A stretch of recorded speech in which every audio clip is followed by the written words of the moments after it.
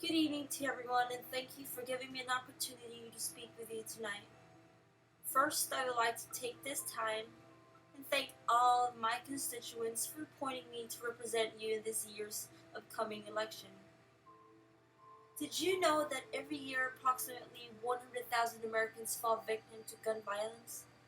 Although I do not believe guns should be completely banned, I do believe it is our duty as Americans to make our country a a safer place by limiting the buying and selling of guns, improving the background check system, restricting ammunition magazine sizes, and stating other measures.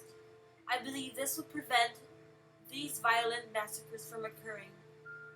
Did you also know that there is no major gun legislation that has passed the U.S. Congress since 1994? I stand here today in front of you to let all of you know that if I am elected as president, I will do everything in my power to make sure that gun control legislation will be passed. And how will I do this? I need you, the people of the United States of America, to vote for me, and together we can stop gun violence. There are many issues to talk about, but tonight I'll be focusing on one issue, that is gun control. Gun control isn't about banning guns, it's about the control. Regulations of guns is a necessary action that needs to be taken in order to save lives. And what should we do to eliminate gun violence?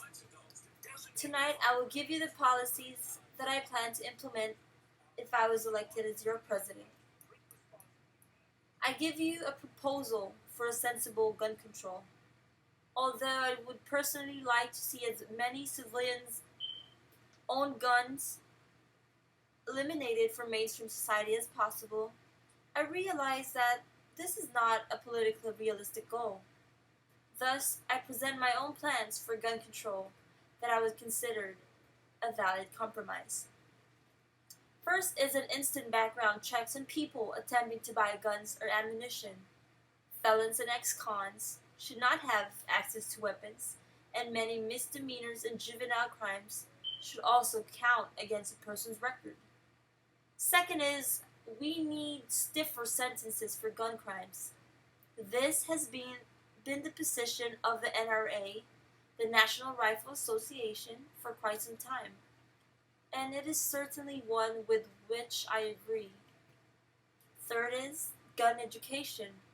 Many guns are involved in accidents that could easily have been prevented by little care or forethought.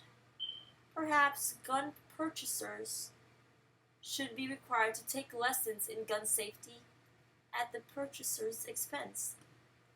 Again, the NRA has long been a proponent of gun education.